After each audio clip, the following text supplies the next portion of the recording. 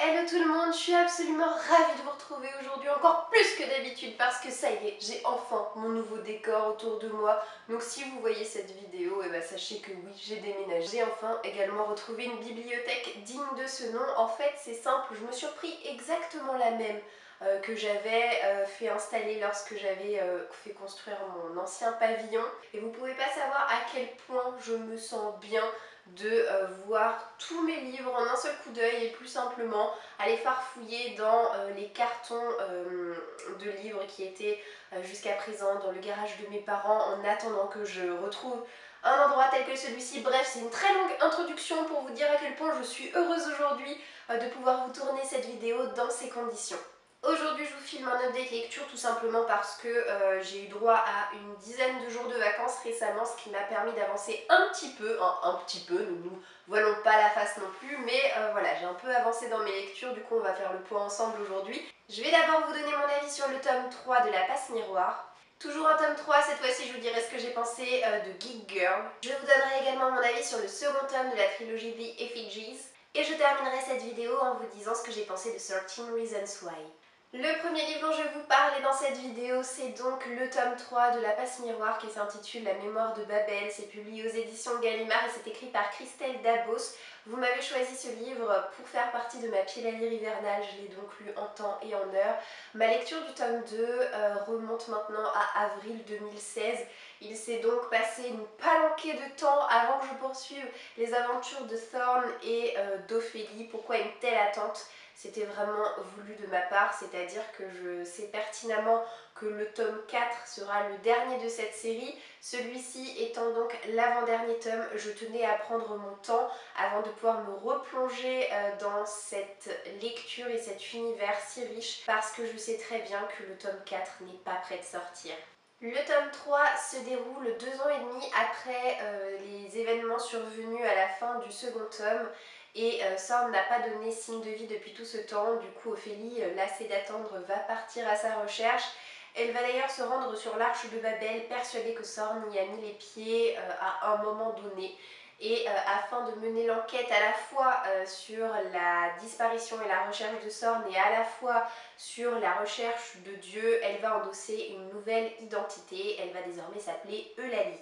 Alors je vais pas laisser le suspense durer plus longtemps. Oui, c'est à nouveau un beau coup de cœur, comme ça l'a été pour le premier tome et comme ça l'a été pour le second et comme je suis persuadée que ça le sera le moment venu lorsque je dirai le tome 4.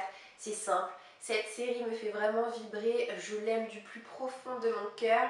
Et ce que j'ai par-dessus tout aimé dans ce tome 3, c'est la diversité que nous apporte l'auteur en nous faisant découvrir une nouvelle arche, donc l'arche de Babel, qui est complètement différente de celle d'Anima et complètement différente de celle du pôle.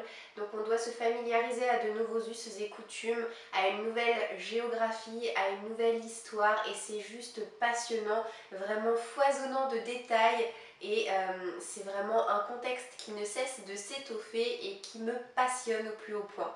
Ce que j'ai également noté et qui m'a fait vraiment plaisir, c'est l'évolution d'Ophélie.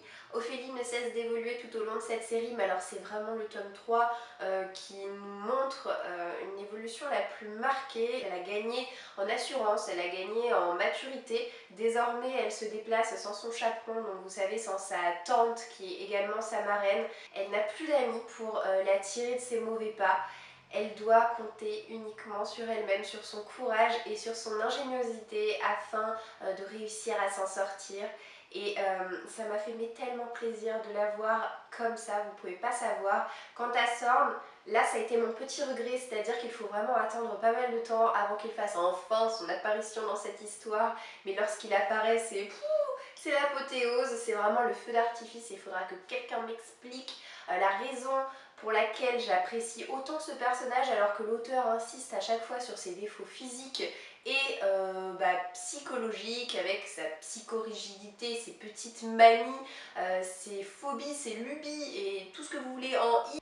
Bref, ce personnage il ne vend pas du rêve et pourtant on ne peut pas s'empêcher, tous autant qu'on est, de l'apprécier. Je dois vous avouer que jusqu'à présent mon tome préféré ça reste quand même le tome 2, donc Les Disparus du clair de lune, même si j'ai adoré l'intrigue de ce tome 3. En tout cas je suis d'ores et déjà très curieuse et pressée de découvrir l'intrigue qui sera au cœur du tome 4 et qui terminera, je l'espère vraiment, du mieux possible cette histoire vraiment fantastique. Je passe maintenant au tome 3 de la série Geek Girl écrit par Holly Smale, sorti aux éditions Nathan. Alors ce tome 3 j'avais tiré au sort dans ma saga Bouja récemment, du coup je l'ai lu, mais ça fait partie des livres et des séries dont j'ai décidé de me passer et de me débarrasser, voilà. Je n'ai d'ailleurs plus ni le tome 1 ni le tome 2 dans ma bibliothèque, ce tome 3 suivra certainement sous peu. Je tenais à vous en parler en vidéo puisque vous m'avez vu tirer au sort ce livre, que voilà, je vous ai dit que j'allais le lire, du coup la moindre des choses pour moi c'est quand même de vous dire ce que j'en ai pensé, d'autant que finalement ça n'a pas été une mauvaise lecture, ça a été une lecture plutôt sympathique, mais je ne vibre pas vraiment en lisant cette série. Du coup je pars du principe que je ne souhaite pas spécialement garder les livres dont je sais que pertinemment j'aurais pas vraiment envie de les relire à un moment donné de ma vie. Voilà. On est dans un contemporain pour la jeunesse et on suit Harriet qui est la meilleure élève de sa classe, qui est qualifiée de geek hein, comme on peut le voir dans le titre, celle qui a réponse à toutes les questions qu'on se pose et même d'ailleurs à celles qu'on ne se pose pas, et qui a la particularité d'être en parallèle la plupart du temps mannequin. Et dans ce tome 3, son père qui était au chômage depuis belle lurette a enfin retrouvé du travail, mais c'est à New York, donc dans un autre pays que là où elle vit. Du coup, elle va être obligée de suivre un petit peu le mouvement, de suivre sa famille, alors que elle n'a pas spécialement envie d'être arrachée à son école, à ses amis et surtout à son petit copain. J'avais beaucoup apprécié le premier tome parce que j'avais trouvé léger et vraiment drôle. Par contre, le tome 2, ça a été plutôt la douche froide. Je l'ai lu récemment, j'ai trouvé très moyen. J'ai quand même mis à cette histoire la note de 3 sur 5, donc c'est pour vous dire à quel point voilà, j'ai passé un moment de lecture sans prise de tête. J'ai apprécié qu'après le Japon, on voyage maintenant à New York, c'est bien parce que je trouve que l'auteur met une bonne dynamique dans son récit, elle fait en sorte que ses lecteurs ne se lassent pas en changeant régulièrement comme ça le cadre de son histoire. Maintenant je pense qu'il ne faut pas non plus être très regardant quand on lit ce livre parce qu'il y a vraiment de grosses prévisibilités et beaucoup de facilité narrative. Et là où ça pêche vraiment le plus à mon sens, c'est que avec Harriet, ça colle plus vraiment en fait. Je trouve qu'il y a un gros décalage dans le discours de l'auteur qui veut nous faire croire qu'Harriet est vraiment plus évoluée que la moyenne, extrêmement sage et intelligente, alors qu'en réalité je la vois surtout comme quelqu'un d'extrêmement paranoïaque, un peu psychorigide sur les bords, et qui se fait des montagnes de finalement pas grand chose, et la moindre contrariété prend des proportions vraiment dramatiques. Je sens pas en moi la curiosité nécessaire pour poursuivre cette série et pour tout simplement voilà, avoir l'envie de la garder dans ma bibliothèque. Tout comme Geek Girl que j'ai lu au début de mes vacances, j'ai eu l'occasion de lire le tome 2 de la trilogie The Effigies écrit par Sarah Rollet qui m'avait été envoyée par les éditions Lumen. J'avais vraiment beaucoup apprécié le tome 1 l'année dernière lorsque j'ai découvert l'univers de cette histoire qui met en scène des effigies qui sont des jeunes femmes, toujours au nombre de 4, et qui maîtrisent chacune un élément. Ces jeunes femmes sont en fait des sortes de super-héroïnes populaires, vraiment médiatisées, et qui ont pour but d'éradiquer les spectres. Donc c'est des espèces de créatures de cauchemar. L'histoire s'attache en particulier à Maya, qui est la nouvelle effigie du feu depuis le meurtre de la précédente, qui s'appelait Natalia. Et Maya va se fixer comme but de retrouver l'assassin de Natalia, mais également de tenter, à l'aide de ses compagnes de pouvoir, d'éradiquer Saoul, qui est devenu l'ennemi public numéro 1.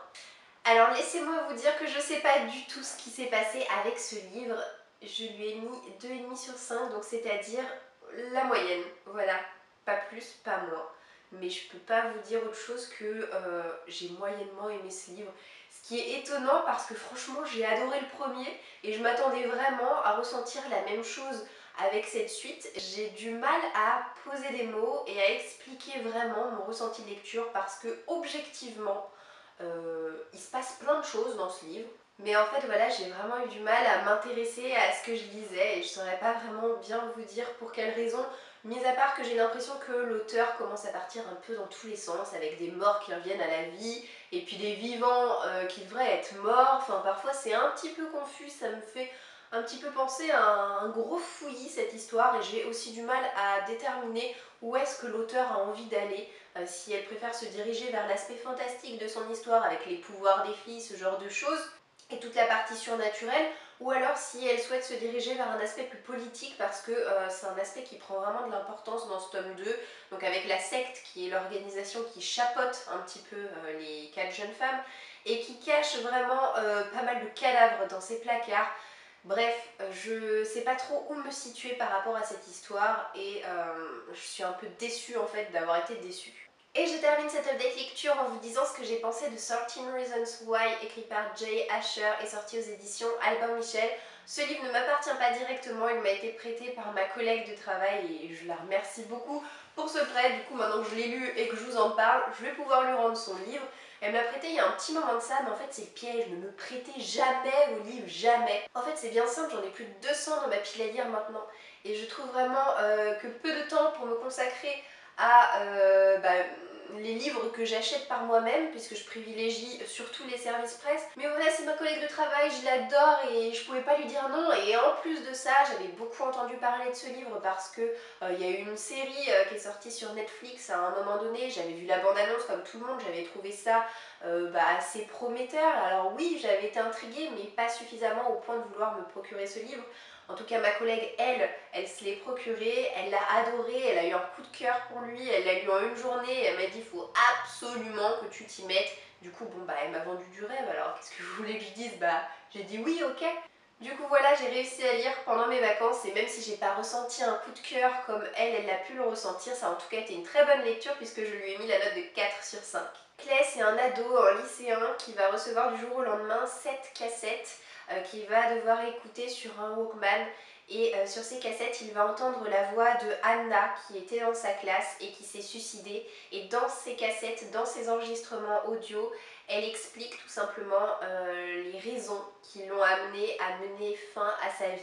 C'est donc un récit qui aborde comme sujet le suicide. J'aurai l'occasion d'y revenir d'ailleurs dans mon prochain update lecture puisque j'ai lu un autre roman qui aborde aussi ce thème. Ça s'appelle Le vide de nos cœurs, c'est sorti chez Hugo Roman, vous en avez peut-être déjà entendu parler. En tout cas, voilà, ce que j'ai aimé, c'est que ce thème qui est sensible, qui est difficile, parfois même tabou, c'est vraiment abordé sans détour mais d'une façon qui passe, qui ne heurte pas. Du coup, c'est vraiment un livre qui pour moi est accessible à tous. Ce que j'ai aimé énormément dans ce livre, c'est la construction du récit que j'ai trouvé atypique. Tout au long du récit, on a droit à l'enregistrement d'Anna. Donc ses paroles sont écrites en italique et ponctuent vraiment tout le récit. Donc on a l'impression d'être avec Clay en train d'écouter avec lui les cassettes audio. D'ailleurs, Clay réagit de manière très régulière à ce qu'il peut entendre. Parfois, ses petites réactions m'ont semblé pertinentes, mais à certains moments, je trouvais que ça cassait un petit peu la dynamique du récit. Quoi qu'il en soit, je trouve que c'est vraiment un procédé narratif qui marche vraiment très bien. Évidemment, le personnage le plus intriguant de l'histoire, on va pas se mentir, ça reste Anna.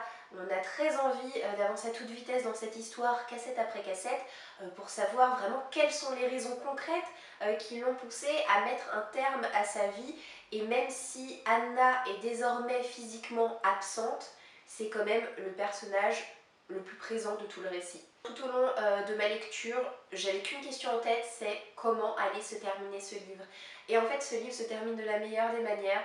La fin est un peu ouverte, elle est douce et amère à la fois, elle est juste parfaite pour clore cette histoire. Même si j'ai pas eu de surprise en cours de lecture, même si c'était assez prévisible sur les bords, d'autant que j'avais vu la bande-annonce de la série qui spoil pas mal, mais je me suis vraiment retrouvée prise au jeu. C'est un récit immersif et vraiment très addictif et oui, c'est un beau 4 sur 5 bien mérité. Et voilà, ça y est, cette update lecture est déjà terminée. J'espère que vous aurez passé un bon moment en compagnie de cette vidéo. Dites-moi en commentaire si vous avez lu certains des livres que je vous ai présentés aujourd'hui ou si je vous ai donné envie d'en découvrir certains, qui sait. Je vous souhaite en tout cas de passer une très bonne journée et je vous dis à bientôt dans une prochaine vidéo. Ciao ciao!